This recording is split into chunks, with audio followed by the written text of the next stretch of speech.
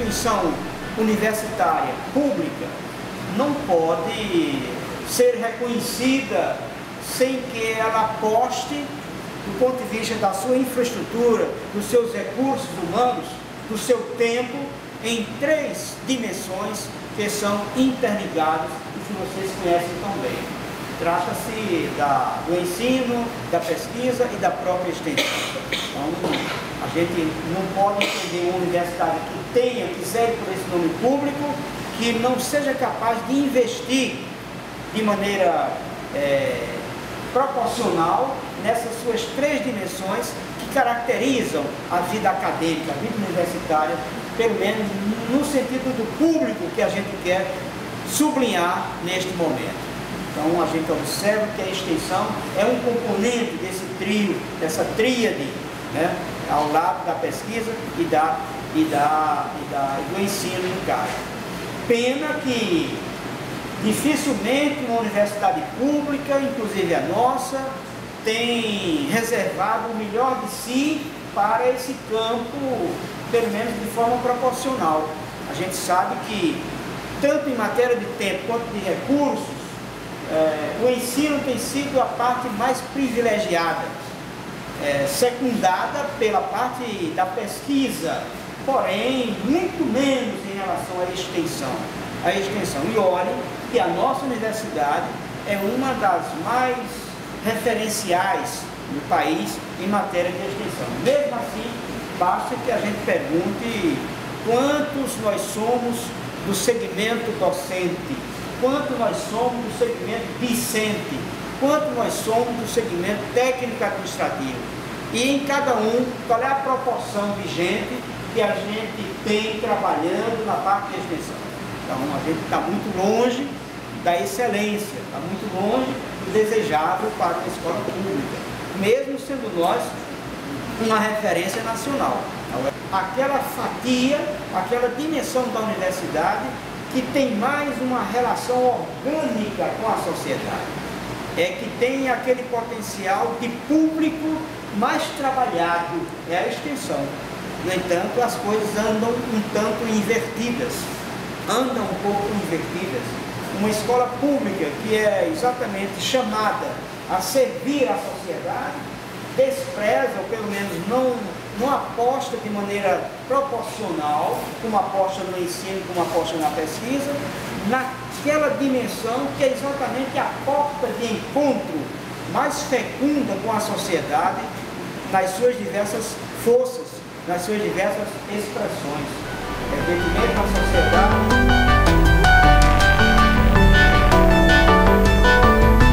os movimentos sociais constituem a força principal de uma sociedade, a força principal tanto pela sua capacidade de mobilização da sociedade, quanto pela sua força de transformação da mesma sociedade. De fato, nenhuma grande transformação aconteceu até aqui que não tenha sido protagonizada, sobretudo pelos movimentos sociais. Eu não digo somente, eu digo sobretudo pelos movimentos sociais. O movimento social que se preze prioriza a questão da formação de maneira contínua. O movimento social que se preze prioriza a questão organizativa, daí vocês veem o movimento distribuído em seus vários setores, de jovem, de massa, de educação, de produção, e aí por aí vai. São vários setores em que um movimento se organiza para dar conta dos seus projetos.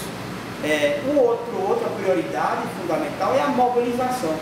A mobilização é apenas a culminância. Havendo a organização de base, havendo a formação bem cuidada, certamente isso deságua em momentos de mobilização.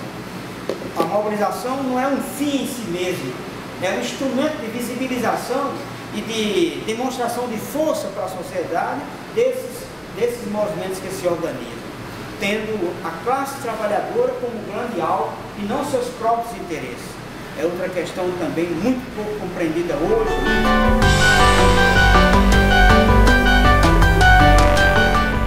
O que comportaria uma análise de conjuntura. Comportaria que a gente levantasse os desafios maiores da atualidade, isso com a contribuição de todo mundo aqui, levantar na área econômica, na área política, na área cultural, quais são as grandes ocorrências impactantes do momento, levantar essa parte aí, procurar ver nessas ações que a gente relembra quais são os atores principais, quais são os protagonistas, tanto do lado da classe dominante quanto do lado da classe dominada. Quais são as estratégias seguidas de ambas as partes, quais são também os desafios, né? Quais são os projetos de sociedade que andam aí em dimensionamento, em disputa, quais são esses projetos de sociedade. Como cada classe dessas procura fazer sua parte, que a gente hoje encontra uma encruzilhada muito difícil, não só por conta do junho de 2013 para cá, com aquelas grandes manifestações que estouraram, que irromperam nas ruas e nas praças do país, pelo fato de que essas grandes manifestações não partiram organicamente, como de costume, de movimentos organizados. Na verdade, irromperam sem esse controle maior. Tiveram certamente antecedentes, como a questão do passe livre, ali sim, um movimento estudantil organizado. Tiveram outros precedentes também, mas nada indicava que de repente tanta gente em tantas cidades do país fosse à rua para se manifestar do modo que se manifestou e trazendo mil bandeiras. E às vezes criticada essa manifestação pelo fato de que não havia propriamente proposições. Havia uma lista enorme de demandas, de queixas, de reclamações, de reivindicações, mas é tudo. Não havia pista propositiva. E eu acho que seria demais esperar de um movimento de massa que fizesse isso. Isso é parte dos movimentos sociais. Como os movimentos sociais entram no refluxo, então essas demandas ficam reprimidas. E mais cedo, mais tarde, estouram no meio da rua, como aconteceu. E assim, não vale estar criticando as manifestações por elas terem dado o recado que nós, dos movimentos sociais, deveríamos ter dado incessantemente. E não fizemos, pelo menos a contento. Então, é ainda ao calor dessa conjuntura que a gente se encontra. Essa conjuntura agravada por esse clima de Copa, por esse clima eleitoral também, que perde cada dia mais credibilidade, mesmo em setores menos organizados da sociedade, perde credibilidade também.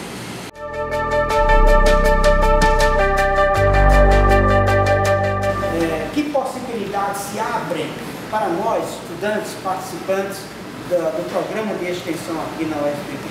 Então, a gente vai dizer que pelo menos duas possibilidades se abrem. Uma é de a gente se conformar com remendos. Uma é a gente se conformar com que a eleição sendo feita vai resultar alguma coisa melhor, vamos ter um número mais diferenciado de casas, vamos ter um certo recurso para a agricultura familiar, vamos ter um pouco mais em todas as áreas também. Se for isso, deve continuar assim acontecendo também. A gente não deve mudar muito de tática nem de estratégia, deve ser assim, ou seja, meter no apoio político-partidário, convencional, sem estar prestando atenção à aliança, sem estar prestando atenção a isso, mas apenas crendo que aqueles que vierem, eles vão ajeitar um pouquinho melhor do que as coisas estão hoje, no caso. Se for esse o intento, que parece ser da grande maioria, tudo bem.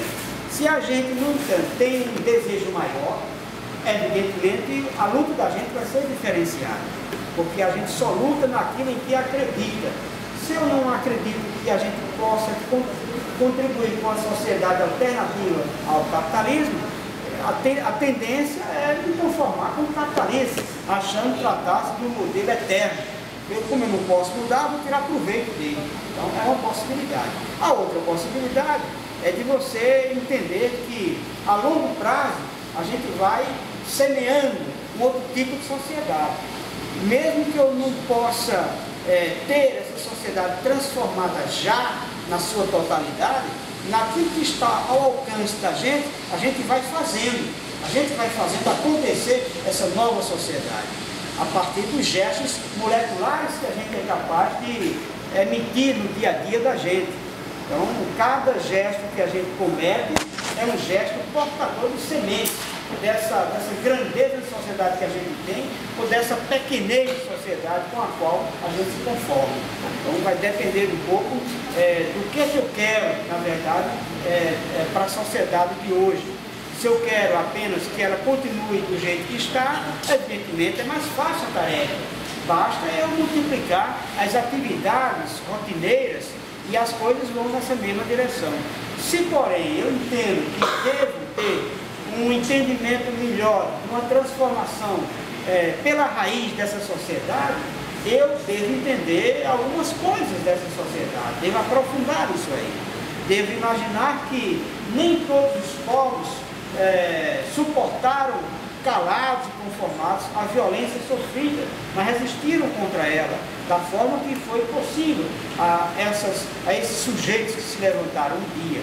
Evidentemente, entender que essa transformação não se dá de um dia para a noite, não se dá em 2 anos, em 3 anos, em 5 anos. Primeiro que é uma transformação contínua, se quiser o nome de revolução, é uma revolução contínua, não tem um tempo de acontecer e depois parar, não existe isso. É algo contínuo e que se faz muito mais no dia a dia, que se faz muito mais a partir das atividades alternativas que a gente é capaz de mostrar, de ensaiar, de vibrar com elas também, fazê-las acontecer.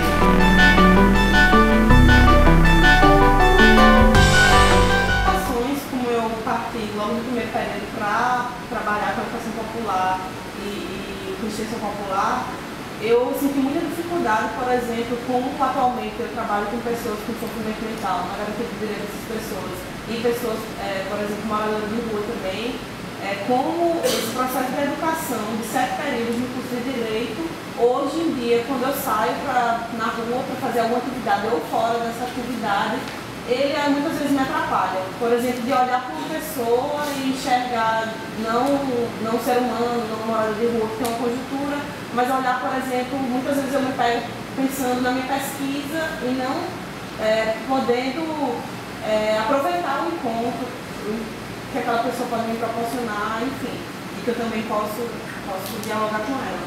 E eu queria que falasse um pouquinho desse processo de como a academia acaba atrapalhando e não contribuindo, né? Poderia, por exemplo, contribuir com a memória de normas sociais, com o processo de formação, mas acaba retroagindo nesse sentido.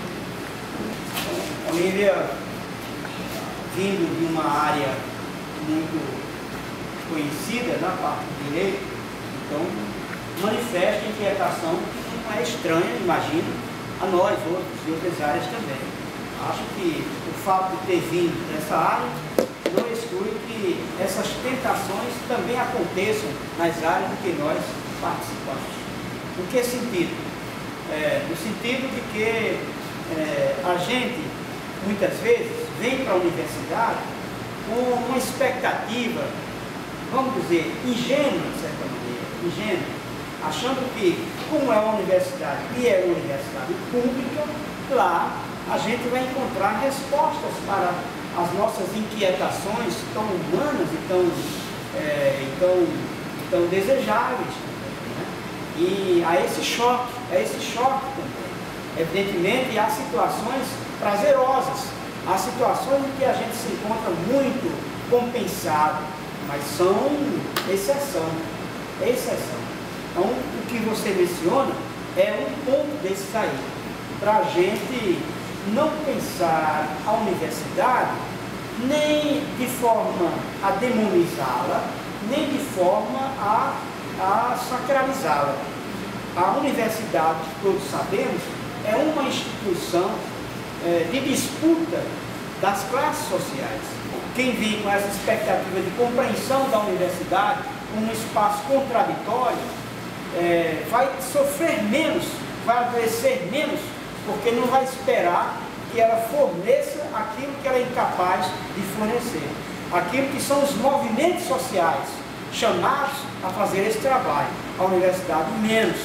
Por quê? Porque é uma instituição, como vocês sabem, secular, multissecular. Entre nós não é tão velha assim, não é tão antiga, é bem mais recente, mas em termos de mundo, do Ocidente, é uma instituição secular que foi feita para as classes dominantes, não foi feita para as classes populares. E por isso mesmo, ela é organizada aqui como Alhures, ela é organizada por quem? É organizada pelo Estado. E é importante compreender esse limite da universidade, sabendo que o Estado, por quem quer que seja governado, é uma instituição essencial ao capitalismo. Sabendo desses limites, a gente vai esperar menos da universidade e vai passar a cobrar mais dos movimentos sociais. Aí sim, a gente tem que ser exigente mais ainda. Chegar perto, colaborar, mas também exigir. Evidentemente, se esses movimentos se fortalecem, eles não vão permitir mais essa estratégia que você lembrou muito bem, de estudantes em término de curso, para elaborarem suas monografias de final de curso, ou suas dissertações, ou suas teses, irem às populações, não como parceiros verdadeiros, mas como em busca do que eles precisam para si, sem qualquer vínculo orgânico, nem compromisso nenhum com as populações de quem recebe esses materiais. Aí eu diria que o problema é muito mais de fortalecer o tecido da sociedade civil a partir dos movimentos sociais do que convencer a quem vai fazer isso. Eu posso até convencer muita gente, já o fiz, mas não é esse o caminho. O caminho é não permitir que isso aconteça a partir de quem você procura. Dificilmente você vai encontrar guarida para espertalhões chegarem a alguns movimentos e terem acesso como querem, explorarem, sem ter cobrança do movimento.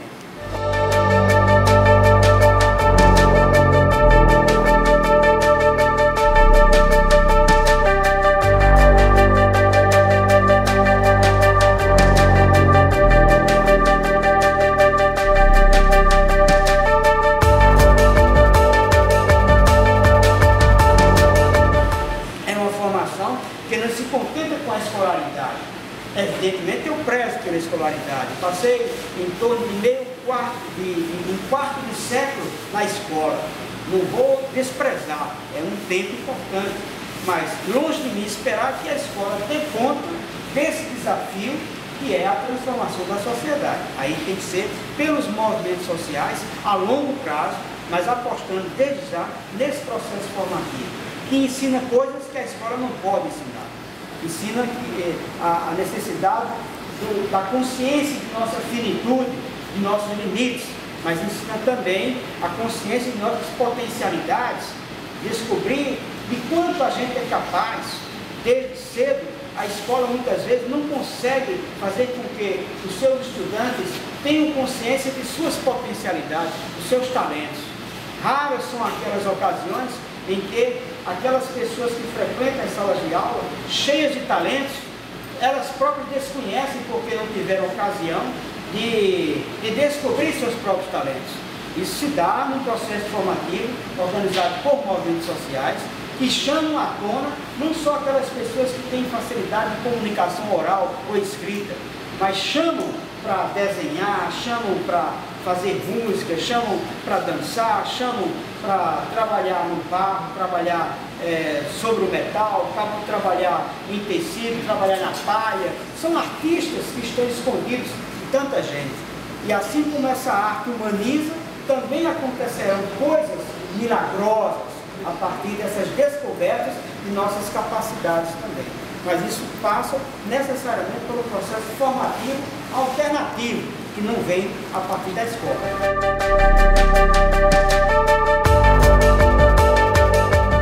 O encontro de hoje foi com o professor Alder Júlio, que trouxe a experiência dele na extensão e com relação à prática dos movimentos sociais e a essa relação com a extensão popular.